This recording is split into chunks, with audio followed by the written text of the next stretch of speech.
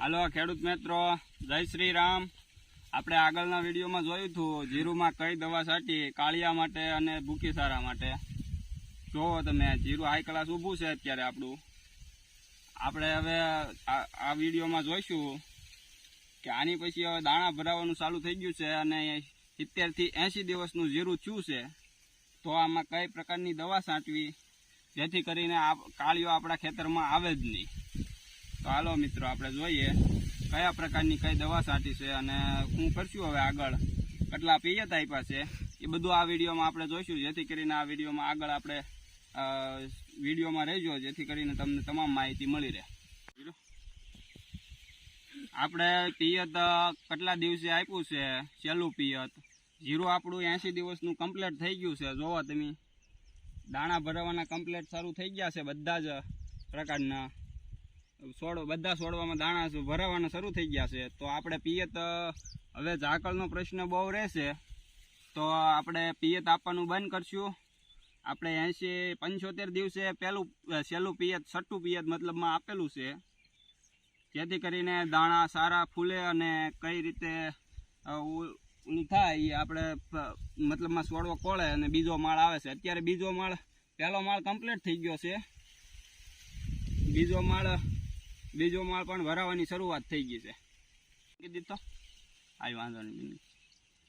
તો આપણે પિયતમાં છેલ્લું પિયત છઠ્ઠું પિયત જે આપ્યું 80 દિવસે, તેમાં આપણે દવા પણ પાયેલી છે અને તે પછી આપણે છંટકાવ કરેલો છે જીરુમાં। તો આપણે જોઈશું કે કયા પ્રકારની દવા આપણે પિયતમાં આપી જેથી કરીને મૂળિયાનો રોગ ન આવે, અને મૂળિયાનો રોગ આવ્યો હોય તો પીળો પડી જાય છે અને છોડવો વયો જાય છે, તો તેને કંટ્રોલમાં રાખવો જરૂરી છે। તો આપણે જોવી કઈ દવા આપણે છાંટી છે અને કઈ દવા આપણે પાઈ છે। તો આપણે જોવો ખેડૂત મિત્રો, આ દવા છે ધાનુકા કંપનીનું જેનર, જે આપણે છઠ્ઠા પિયતમાં છેલ્લા પિયતમાં આપેલું છે। એથી ફૂગનાશક છે, તે ફૂગ નથી આવવા દેતું અને છોડને લીલો સમ રાખે છે। આપણે આના પિયતમાં આપેલું છે, ફૂગનાશક છે। તો આપણે છેલ્લા પાણ પાઈએ તો એક ફૂગનાશક જો સારામાં સારું કંપનીનું, જેમ કે ધાનુકા છે, સિઝન્ટા છે, BSF છે, કોઈ પણ કંપનીનું સારામાં સારું ફંગીસાઇડ જે મૂળ માટે પાઈ ગયો, તો આપણે જીરું પાકે ત્યાં સુધી મૂળમાં કોઈ પ્રકારનો રોગ ના લાગે। અને આપણે એક છંટકાવમાં આપણે હ્યુમિક એસિડ અને ફોલ્વિક એસિડ આપેલું છે। જોઈ શકો છો તમે,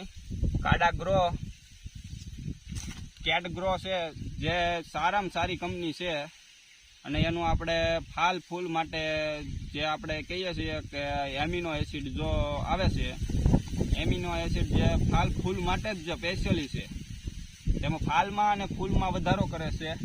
તમે જોવો, આપણે દાણા ભરાવાનો શરૂ થઈ ગયા છે, દાણા ભરાવાના પણ શરૂ થઈ ગયા છે, જોઈ શકો છો તમે કેમેરામાં।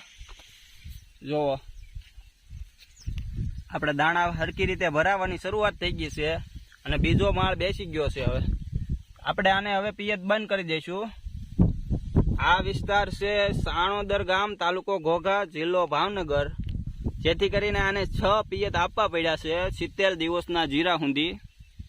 આ તમારા વિસ્તારમાં જો પાણી જમીન સંગ્રહ શક્તિ વધારે હોય તો તમે ઓછું પાણી પણ પાઈ શકો છો।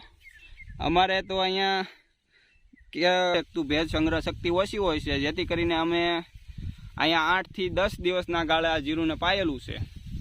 આગળના પાણી જે છે એ આપણે વધારે જ દિવસો જવા દઈને પાયેલા છે। અત્યારનું પાણ છે જે દોડવા બેઠા પછી આપણે 10 થી 8 દિવસે પિયત આપેલું છે। જો તમે જોઈ શકો છો વિડીયોમાં દાણા કઈ રીતના સાઈન આવે છે। હવે મિત્રો, આપણે જોઈએ કે દાણાની સાઈન વધારવા માટે જે કંઈ દવાઓ આવે છે એ આપણે આમાં કોઈ પણ પ્રકારનો છંટકાવ નથી કરેલો। એ કોઈ પણ કહેતું હોય કે દાણાની સાઈન વધારી દે ને કલરમાં વધારો કરે, તો એ હાવ ખોટું છે।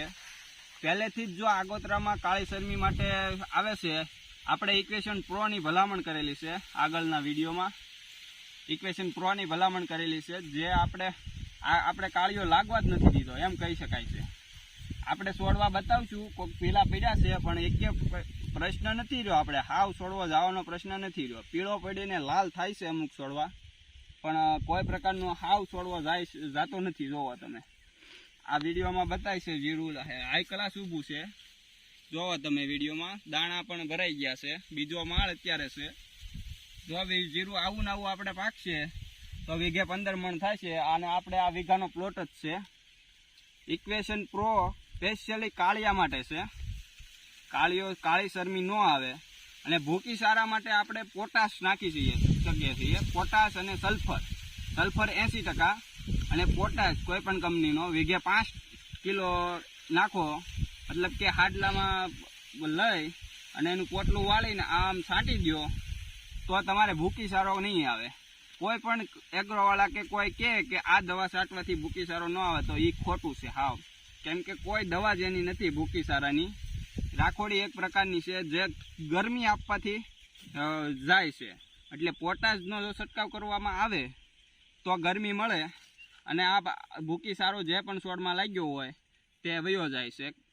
તો મિત્રો આપણે જોયું કે કઈ રીતે શું કરવાનું. તો મિત્રો આ રીતે આપણે કરશું જો તો આપણું જીરું સારી રીતે પાકશે. 80 દિવસનું જીરું છે. એમાં ઝાકળનો પ્રશ્ન જો મિત્રો બહુ રહેતો હોય તમારે તો આપણે ધાનુકા કંપનીનું વેટ સીટ આવે છે, જે આપણે જોયેલું છે. એનું રિઝલ્ટ બેસ્ટ છે. તમે પણ છાંટી શકો છો. ઝાકળ તમારે બેસશે જ ઓછો અને બેસશે તો પણ એ હરીને વયો જશે. જો ઝાકળ વધારે પડતો બેસી જાય તો આપણે રાખ આવે છે, મતલબમાં ચૂલાની રાખ હોય, ચૂલાની રાખ તમે ભભરાવો માથે તો પણ ઝાકળ ઓછો બેસે એમ ગઢિયાઓ કહે છે. તો આપણે એ ખતરો કરેલો નથી, પણ આપણે જાણ કરીએ છીએ કે એવું પણ પહેલાં કરતા અને પોટાશ પણ છાંટતા, એટલે જ ભૂકી સારો ન આવે. બરાબર છે. અને ઝાકળ વધારે પડતો છે. હમણાં આગાહી છે, પરેશ ગોસ્વામીએ આપેલી આગાહી છે, જેથી કરીને મિત્રો એક આગોતરો ફૂગનાશકનો છંટકાવ કરી દેવો તો આપણા જીરુમાં કોઈ પણ પ્રકારની ફૂગ લાગે નહીં. ગેલેલિયો અત્યારે મિત્રો બેસ્ટમાં બેસ્ટ જો દવા અત્યારે ફૂગનાશક હોય તો એ ગેલેલિયો છે. તો ગેલેલિયોનો છંટકાવ જરૂર ને જરૂર કરી દેવો, જેથી કરીને આપણે કોઈ પણ પ્રશ્ન પાછળથી ના રહે. આપણે જોવો આ જીરું કરેલું છે, એમાં કોઈ પણ પ્રકારનું આપણે રોગ આવ્યો જ નથી. મતલબમાં આપણે આગોતરું બધું પ્રકારનું આગોતરો આપણે રાખેલો છે. છંટકાવ પણ આગોતરા કરેલા છે. અને જુઓ આમાં યુમિક એસિડ ફોલ્વિક એસિડ પણ નાખેલું છે, જેથી કરીને ફાલ ફૂલ તમે જોઈ શકો છો મિત્રો. જુઓ આ અમુક છોડવામાં તો દાણા ફૂલ ભરાઈ ગયા છે. જુઓ જોઈ શકો છો તમે.